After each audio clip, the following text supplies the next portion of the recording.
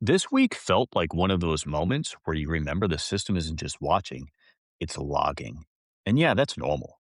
If you use any government system, of course, there are audit logs and records. The part that isn't normal is when the log stops being boring security hygiene and becomes a stage prop. Like, here's your clicks, Congressman. Let's do a little public humiliation just to keep everyone else curious. And once that move works once, it's not about the person who gets singled out. It's about teaching everyone else what curiosity costs. Welcome to Shrink the Nation. Let's go.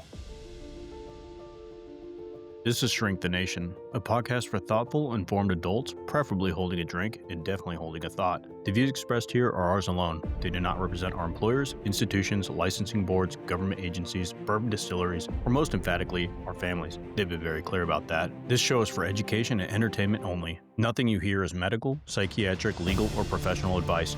We're clinicians, not your clinicians. If something we say stirs you up, that's not a crisis, that's a journal entry, or an email sent politely. We're here to challenge ideas, not diagnose strangers on the internet. And if you are in real distress, please reach out to a professional who can actually help you. Hey, I'm David. I'm a board-certified psychiatrist, and I have over 20 years of military experience. Today, I am, in this early morning that we are recording, drinking yet another enormous cup of Americano. I believe 4 Americanos fit in this cup. Holy It shit. is shaped like a grenade, and should be a good talk. Yeah, so David's doing like 320 milligrams of caffeine right now. And I'm Rob. I've got 30 years in the military and I'm a board certified psychiatrist. And I'm excited about today's episode. I think I'm excited because I've already drank like 2 of the Americanos that fit in this cup. Holy shit. So you're up in the 600 milligram Yeah, of I'm good. caffeine.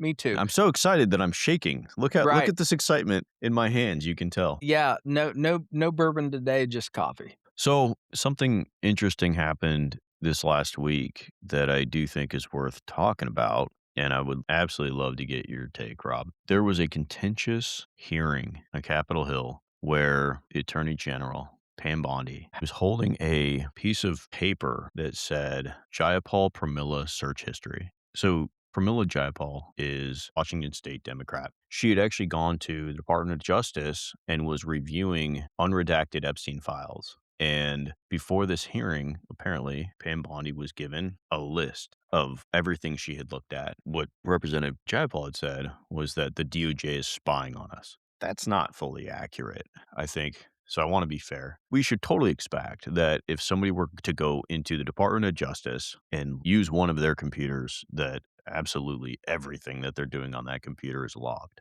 That is Mhm. well within normal. And anybody who is shocked by this, I'm sorry, but if you go into a government system and use it, they know what you're doing. So Yeah. just lay low on the porn. All right. Actually, when I was in the Navy, I was in IT. That's one of the things that I would have to do is comb through the search logs on people's internet and basically cut people off the internet when they were doing things they weren't supposed to be doing on a ship in the middle of the ocean Sure. on our shared 256 kbps connection. So, and Don't I will look at tell you, porn. my God, it wasn't just that people were looking at porn because, my God, you get 250 sailors on a ship in the middle of the ocean for a month. Yeah. People are going to be looking at porn. It was the kind of porn that they were Yeah. looking at Get that some really, weird porn. oh my God, we got some weird porn, weird searches. Anyway, and that was back in the early 2000s. So just be aware. Yes, if you're on a system, it's going to go to audit logs. What is weird about this or interesting was that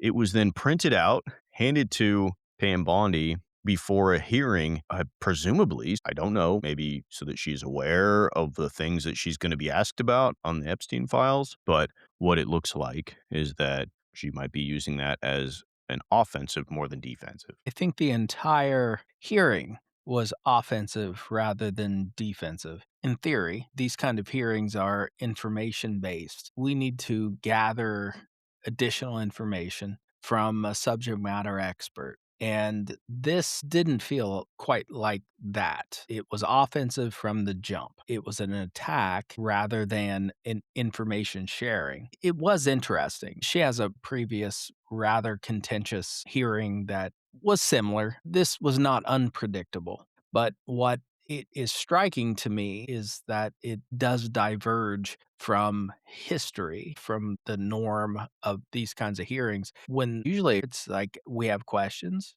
give us answers. And this was an attack from the jump. And I am not surprised even a little bit that something like this, search history, was in her possession because it was an attack. And when you're attacking, you need all the information you can have. Psychologically, though, looking at it, there was an offensive piece to it. Dispute or not, I mean, I think the DOJ would say we wanted her to be prepared for whatever questions she was going to receive. If you're going to go into a congressional hearing, I hope I never have to, because you're going to get God. grilled and you're going to get, yeah, lots of gotcha type stuff from whatever side decides they want to do that. But what it struck me as more than an offensive, because there wasn't much about somebody's search history on the files that you could really weaponize. I mean, the truth is that they were viewing unredacted files that the DOJ had redacted. So, of course, they're going to be searching around looking for dirt. What it struck me as more, though, wasn't really as much the ability to make it offensive. It was a message. Psychologically, what does it do to anybody who is the ability to view these files when they are well aware that not only are you being audited and logged, but that that information is going to be used publicly against you if you bring up something. I think that's where it interests me. It was a threat. Yeah, it's a threat. It is. It's a shot across the bow to anybody else who is considering doing that. We're going to be watching everything you do, every letter that you type. We're going to know it, exactly what you're looking at. We're going to print it out and we're going to let her come at you with that information. If you're in a legal situation in which an expert is testifying to say this person was sane at the commission of the crime, when you can't argue against that, you argue against what are their credentials? What's their history? What were their grades in medical school? When they boarded, how did they do? And you argue against their background rather than the information. The focus ends up becoming these individuals. So, what did they search? What were they looking for? Is anything questionable? Is anything going to embarrass them? It's a humiliation tactic. It's to make people feel scrutinized in a way that they end up withdrawing because they don't want to be embarrassed. Withdraw to a self-protective zone. And that's what the goal was, at least. It wasn't so much about what Representative Jayapal was looking at. That offensive was there to let everybody else know. That's the point. When I don't have much else, I'm going to go after you, but not because I want you. I don't want your head. What I want is I want everyone else to stop fucking doing the thing that you did. And I want them to know that I can do this. That's what that was. Because she didn't bring up anything that would be embarrassing for that person. It was a matter of letting everyone else know, stay out of our stuff, or we're going to come after you because we have the ability. It does very much have a chilling effect. It's very difficult to stand up to that type of psychological warfare. We all act in ways that is impacted by our knowledge of the environment. And so when you see this, you might be thinking, oh, that's not going to stop anybody from looking. Well, don't be so sure that it won't be in the back of their mind if they are deciding to look. And so it's going to change their behaviors. A weird example of that is something that drug companies have known for ever and a day, which was if they go into the community with their drug reps and they talk about a drug, the docs who hear that are much more likely to prescribe those particular drugs than they would have otherwise. That's the reason. Doctors aren't stupid. It's because they are just as Human? psychologically vulnerable as every other human. And so when something is in your mind, whether intentionally or non intentionally, you're going to respond to it. It's just something that you're going to do. Her approach switches the terrain. She was on the defensive. They failed to meet the law. They didn't produce these records in the time frame that was required by the law that was passed by the Congress. She shifted it to a terrain that put these lawmakers on the defensive. That in and of itself shifts the conversation dramatically. And here we are talking about it. We have shot past the fact that they failed to do what the law was required. And what they ended up doing was submitting a set of records that exposed some of the victims in a very compromised way. They redacted a certain subset of individuals. Question is, did they deserve to be redacted? I don't know. They were implicated without being guilty in the a court of law. Were they guilty? They did some bad shit.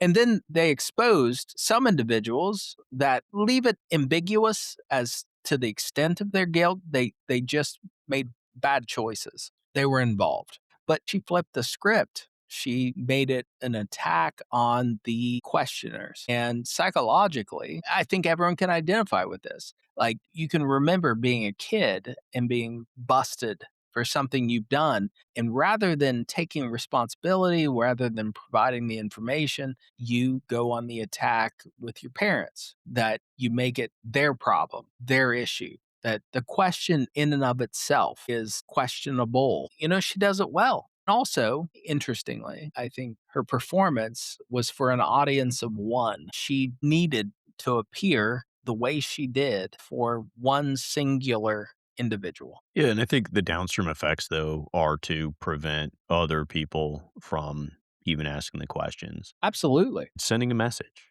come after me, and I'm going to come after you 10 times harder. There will be an impact. What that is, I don't know, but I imagine that there are probably some Congress people who are vulnerable in their districts or anywhere else who are less likely to ask the hard questions that they otherwise may have asked because of this. I think it'll just shift their browsing behaviors. Mhm. They're going to use their phone, they're going to use their private internet. But they won't be able to look through those unredacted files without going into the DOJ and looking at them. I think that's the point. That's a good point. We have every piece of information about what you do when you're here. The only way you're going to be able to look at this stuff is to come here and do it. This is just weaponizing a standard thing that the government does because they have to, but it's just never weaponized. I mean, it would be like me going to the person looking at horse porn and saying, listen, buddy, I'm going to tell everybody that you did this. Stop looking at horse porn. You shouldn't look at horse porn. But when you're searching it out, my job wasn't to go around to everybody on the ship and say, guess who's looking at horse porn? The number will surprise you. But you did. But you I did. totally did. Yeah, no, I totally did. I mean, I had the nicest, Totally. I had the nicest Like, rack on the, yeah. All right. Chief so-and-so's looking at horse porn. It was going all the way to the top, Robbie. Let me tell you the conspiracy. Oh, but that's just it. It's the chilling effect. It's the ability to get other people to not behave in a certain way by threatening one other person publicly. Yeah. I mean, it's like beating the hell out of your one kid to get your other kid to stop smoking. No, it reminds me Don't do of, that. Don't do well, when my kid would have folks stay over, spend the night, and they'd be misbehaving. And I'd yell at my child to send out a message to everyone else, to all the other kids. That's kind of what it reminded me of, that she was sending a message. And that message was chilling to those who all of a sudden was like, oh shit, I've searched some crazy shit on the internet and they know. They now know. And she effectively used a tool that changed the narrative. This isn't part of the way democracies are supposed to work. There's this sense in democracy that everyone's going to be a reasonable agent, that they're going to respond almost apersonally, that everyone's going to just give the information. She took control of the narrative. There was a narrative dominance. It was aggressive. It was an attack. It wasn't an exchange of information. It's one of those stories that resonates with me. I can't stop thinking about her performance, but there's nothing to be said about it because it was so aggressive that where do you go from there? And that was the point. The point was to be so over the top, so inflammatory that there's nothing to be said. But it also ends up being that you didn't share any information. You didn't actually expose yourself at all. You were completely defended to the point that we have nothing to say about it other than that, yeah, it was ridiculous. That anyone that watched it would probably walk away thinking, holy shit, this extends beyond what normal humans do. But what we forget is that there was no vulnerability. And that's the nature of what those hearings are. It's supposed to be vulnerable. It's supposed to be, we're trying to get to the bottom of something. And to get to the bottom of something, you have to be vulnerable. No, you make a good point. Actually, I think to add a layer to it then is I'm glad that I make a good point occasionally. you usually do. I think I'm usually just slow to the party, which is fine. I've gotten comfortable with that part of myself. You're dumb as shit. Yeah, what it's got me thinking is that the chilling effect then applies to more than just don't come and look at our shit. It's stop dragging me in here because you're going to get nothing out of me. That actually might be a much more powerful message when the attorney general has essentially put themselves out there as such a hostile witness that nothing that I do will I ever concede an Yeah. inch of ground. In fact, I'll take more ground if you ask me. I'm going to come prepared. I'm going to come with ammunition. It's going to be personal. It's going to be deep, and I'm going to come after you. So drag me into another hearing and expect more of this. Yes. Which is an even bigger chilling effect when you can't get the head of the DOJ to answer any questions, especially in this environment where the DOJ is very much being weaponized to whatever way they want. It shifts the vulnerability. For our government to work, there are checks and balances. And the checks require that there's a certain vulnerability to those engaged in whatever behavior. Is it morally correct? Is it legally correct? And what she effectively did was shift the vulnerability back to the questioner. The questioner, in our government at least, should have safety to ask the question. And she shifted it psychologically. That's dangerous to our democracy. I won't call it a superb book, but there is a book that references psychological safety in organizations. It's a leadership book. And in order to be the best organization that you can be, your people have to have psychological safety. They have to have the sense that they can pose questions, even when they're dumb ones, bad questions. But they have to feel safe that they're not going to be chastised for asking the question, because every once in a while, there's going to be a good question that makes the organization better. And what she did was flip the script in a way that the questioners can't ask questions because now they feel threatened by their search history, by the fact that they then have to endure an attack. And that's dangerous. That's not how democracy is supposed to work. It erases accountability. It basically allows you to do whatever you want because you're never going to have to face the consequences or have to explain yourself. When somebody in power, especially in a democracy, is no longer accountable for their behavior, then the gloves are off. Do whatever you want. It is a dangerous place. Yeah, I can do whatever I want, and you can't ask me questions about it. That is an authoritarian stance. This administration certainly leans authoritarian, and this is one step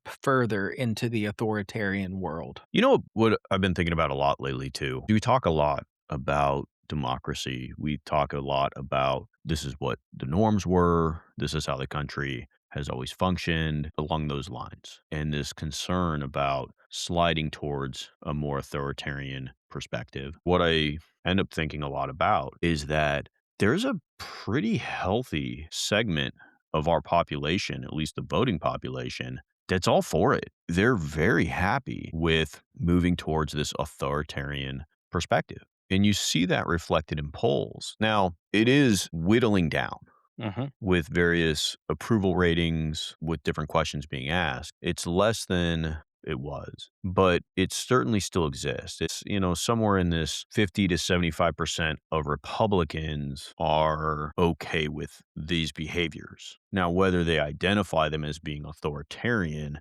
that's a good question. I don't know. And it is less than it was because it was higher than that. When you break it down to the Republican versus Democrat versus independent, it's pretty high. Over half of Republicans are saying, yep, we want this. We're good with it. That's troubling. It is. The interesting thing about democracy is that democratic stance requires a high level of psychological health. That democracy means that every decision is going to be scrutinized. And that's an uncomfortable place. Like for our tens of listeners, think about what it's like that every decision you make goes to committee. It's going to be scrutinized, it's going to be thought about, it's going to be questioned. We all make decisions that in retrospect we're not proud of, we're not comfortable with. And we also don't want it to be pushed in our face. Most decisions, they don't need to be pushed in your face. Humiliation is a powerful human feeling. In word according to Rob, humiliation is actually the core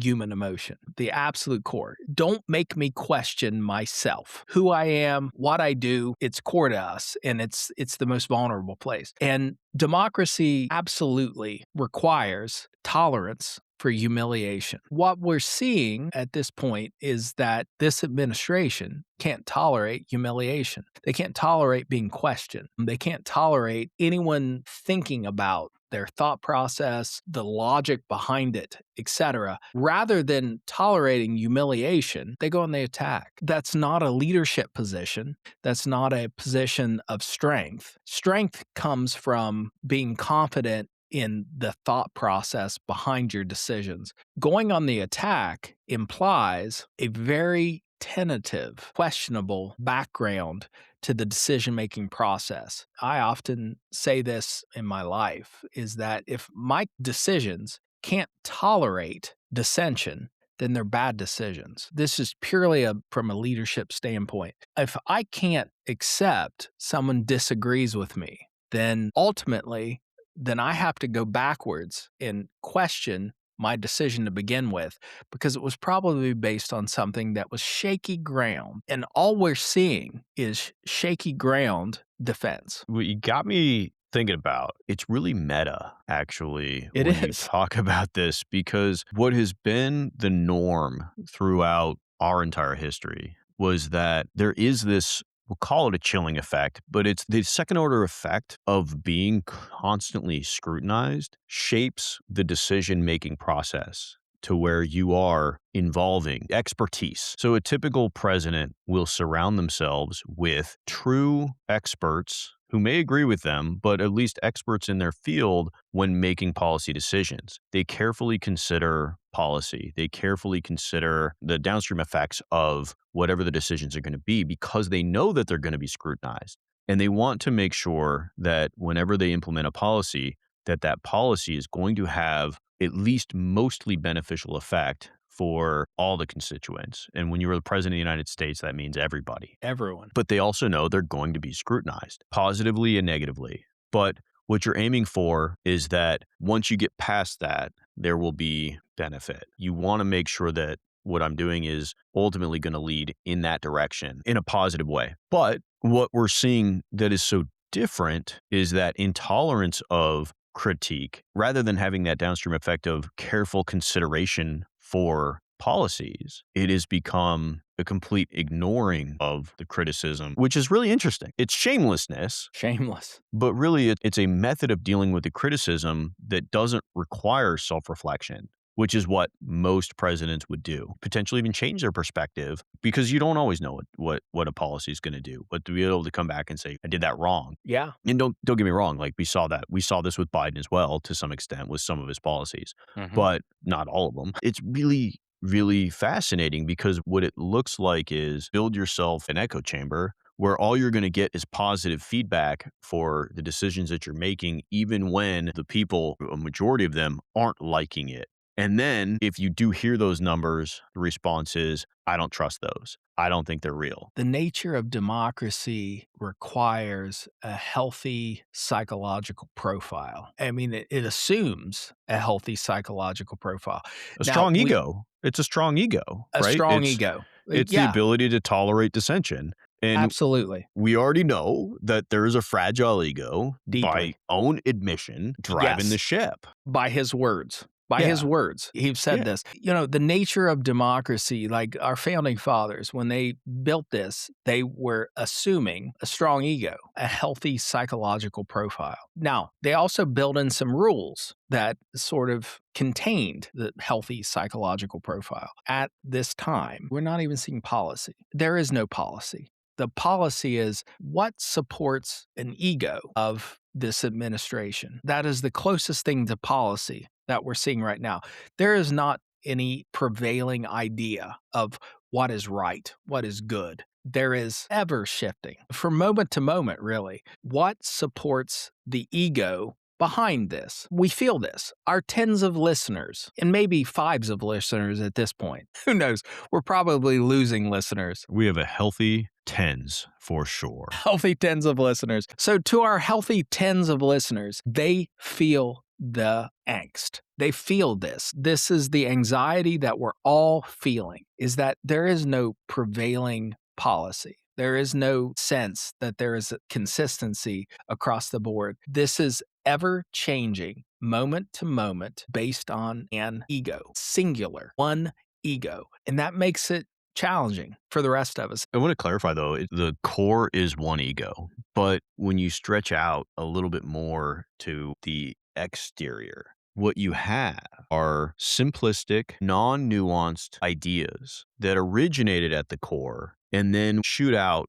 to these individual sub leaders whose role, from their own perspective, is to appease the core. And their only guidance was that simple version of policy of something. Like you see this with DHS.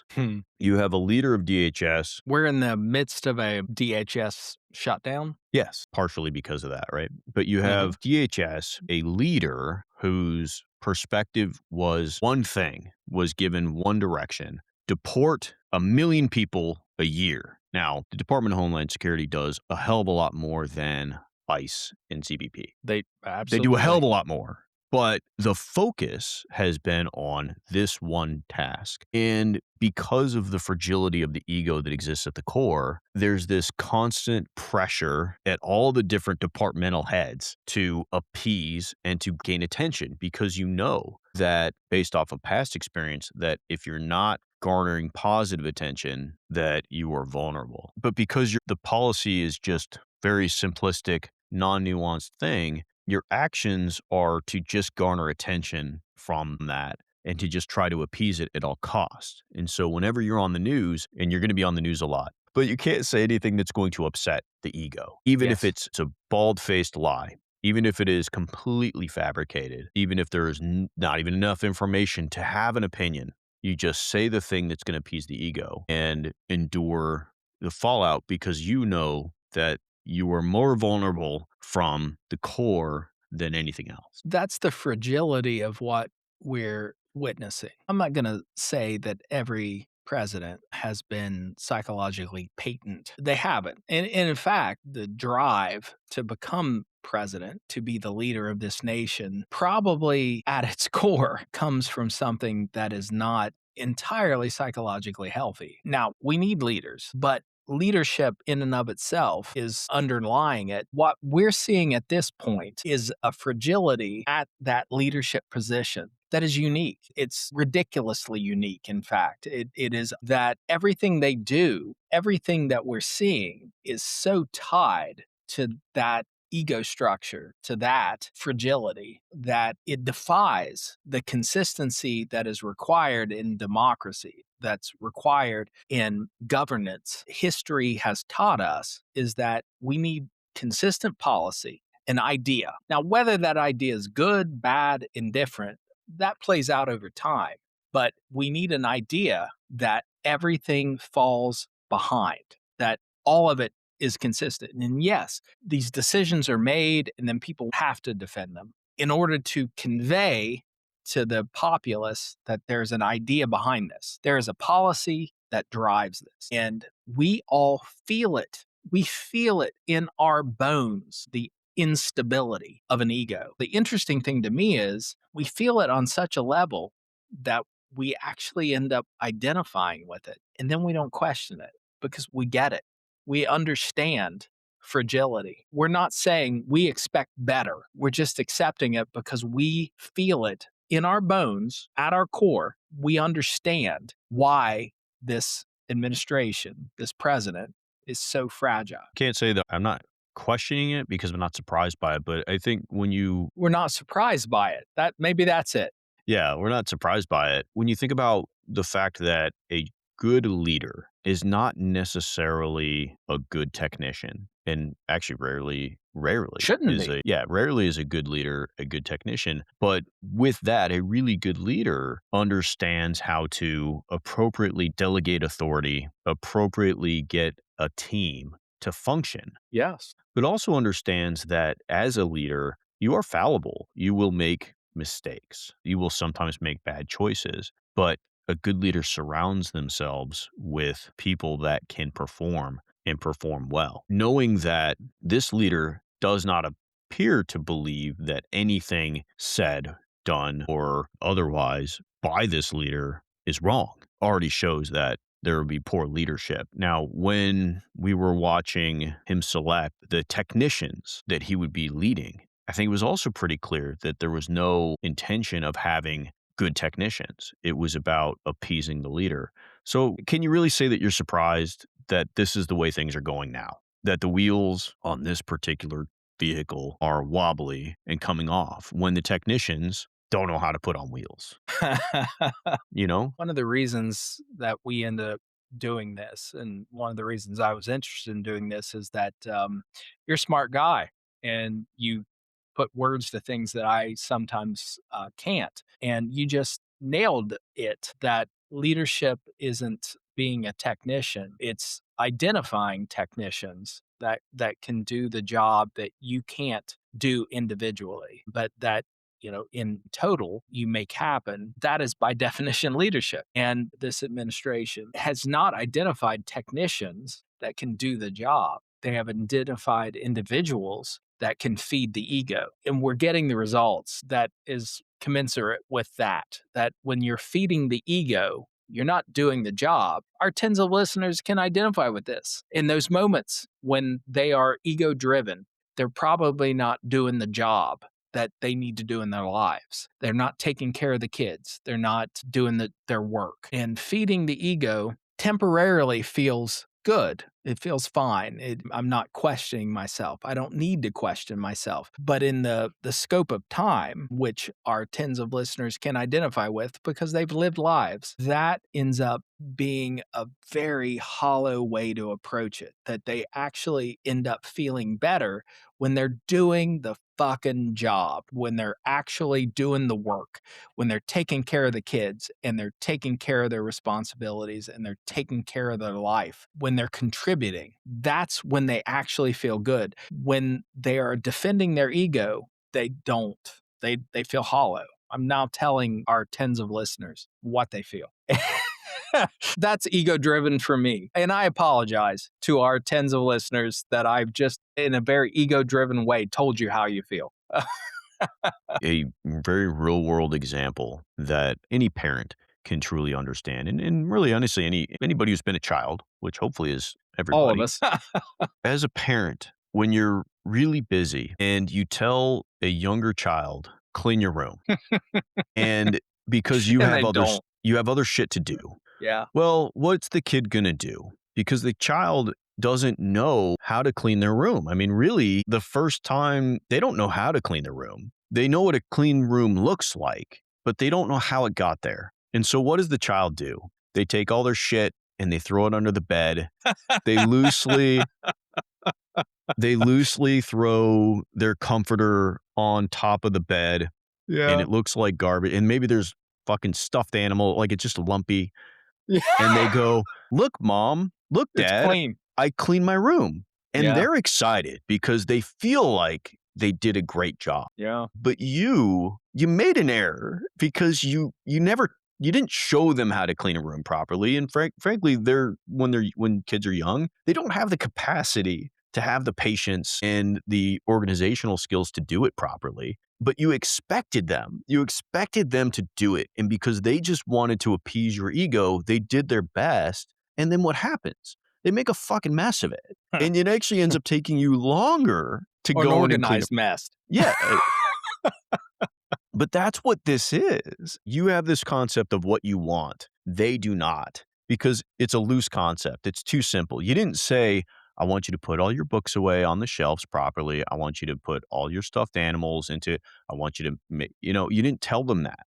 because you didn't have that concept in your mind. All you knew was, I want the room clean, go do it. So that's what we're seeing this room that has been not properly cleaned because your child doesn't know how to clean it. A normal reaction would be to either go in and clean it yourself, which if you don't have time, you give specific direction. Okay, go get all your shit out from under your bed, and I want you to put your toys on the shelf where they belong, and so on and so forth. What we're seeing from this administration, though, is something very different. It's not even looking at the room. It's basically saying, did you clean your room, buddy? Sure did. Okay, awesome. Well done. Good job. Keep it up. If we project this forward, I mean, it's only been a year, and what we have is a fucking mess of a room that is being said is clean, and we haven't fixed anything. And so it's going to only get worse because now the child is getting complacent and comfortable with their quote unquote ability to clean a room. And so we're going to have ants. That's what's going to happen, Robbie. We're going to have ants. We're going to have ants in DHS. It's going to be everywhere because we're just saying good job when a good job has not been done. In fact, a terrible job has been done. And things are worse. We project this forward 3 years, whoever the next administration is, Republican, Democrat, Green, whatever the fuck, what they're going to have is a whole bunch of rooms that are just in shambles. That's what we're going to have. Yeah, organized chaos is what we have. It's a lovely analogy, actually. The sense of cleanliness, the sense of organization is driven by a singular individual. They're saying, all right, that's good enough. Let me actually dig in just a little deeper. It's not good enough, but it's good enough for this ego. And you're right. The next administration, which hilariously you said the Green Party, they're starting to hilariously. Yeah. That's who's gonna be in the next. Being nice, yeah. That's who's gonna win. You're right. You're right. Could be. Could be. Didn't David Duke endorse the Green Party candidate this last time? I think he did. Yeah. So, maybe. David fucking Duke. Put that on your poster, folks. David Duke endorsed by David Duke. Oh. Thank you, sir. No, really, but I wish you hadn't endorsed me. Yeah. I mean, I honestly, that's what if you were not Green Party, you'd probably just put that on. The other guy was endorsed by David Duke. Put that on yours. Just remember when you're going to vote. Which strikes me as like how much douchebaggery has to be involved in thinking you're important enough to endorse anyone. In all fairness, he did endorse Trump the first time he ran. He said the reason he didn't endorse Trump the second time was because Trump was in the pocket of Israel or some shit like that. Like that was his only reason for not endorsing him. Like that was his, but he otherwise would have endorsed him. Trump's close with anyone. He's not close with a single individual. But okay, so the analogy though is like when your other kid is saying, their room's not clean. It's not clean. And you're like, shut the fuck up. Shut up. It is clean. He told me it was clean. All is good. I'm taking it. That's where we're at. Is this, I told him to do it. He said he did it. Awesome. He did exactly what I said. We're all good. Where the other kid's like, but wait, my room is clean. Shut up, Karen, you hater. I've got your search logs. You want to talk about your search logs there, Karen? Well, this is the fascinating thing about this show. I'll call it a show. I don't know what else to call it. The thing we do. We started out with a very limited, and here we have expanded beyond that, which I find fascinating and wonderful at the same time. Yeah, shut up, Karen. Maybe that should be our new catchphrase for us, is that, we end up expanding these things so far beyond what they are. Maybe we're being Karens. Maybe. All right, let's get to our prescriptions so that we can end this nightmare. Put a bullet in this one. Yeah. I'm going to call this one the audit log candle. So you're going to light a candle for every time somebody turns a boring administrative tool like audit logs into a dominance performance, and then blow it out when you feel your shoulders drop 2 millimeters. You're not going to fix anything, but you are noticing that there's an incentive structure without getting your nervous system too involved. I'm going to say Congress must treat, quote unquote, victims in the room as humans and not props. We didn't talk about this that much in this episode, but the thing that struck me about the Pam Bondi hearing was that these humans who were mistreated, were abused, were treated as props, that they were a thing that the conversation ended up revolving around, but weren't people. So dragging survivors into gotcha moments is moral theater. So refusing to acknowledge them as humans, as people who experience something negative, is just wrong. So you got to pick a lane. You're either going to be accountable or it's going to be spectacle. And we tend to choose spectacle. Yeah. And it is unfortunate, but it also feels like a purposeful move by everybody. When you had those survivors sitting there being used as props, it was pretty clear that Bondi had no intention of acknowledging the humanity of those people. And what she was able to do was drag the Congress people out of that as well. Which actually brings me to an additional prescription that the public has to quit rewarding contempt as strength. She approached this with contempt. And when a, washed up loser lawyer becomes the headline, the institution's lost. You can't rebuild trust with contempt. And that's all that was demonstrated in this hearing was contempt for the institutions of democracy. And finally, if you tell your kids to clean their room and they don't know how, realize they want to appease you. So just give them some solid instructions so that they know how to clean their room, and you will be much more appeased than, did you clean your room, buddy? Sure did. All right. And then later you have to deal with ants. No ants, folks. For our tens of listeners, avoid the ants. I think that pretty much sums it up for today. Want to thank everybody for sticking around. What we want to ask is that you go to our website, sign up for our mailing list to be able to get any new information that we have as soon as possible. That'd be a good place to go. Go up and hit our socials, subscribe, like, share. Please do. We would love for our tens of listeners to become hundreds of listeners and maybe even thousands at some point. We know that our listeners are quite intelligent, thoughtful, and we want to just see if we can get more people to listen to us and send us some messages on how that's good and what's not, and how you want us to move things forward from here. Other than that, thanks so much. You summed it up beautifully. All right, well, let's cue up that music, and we are out.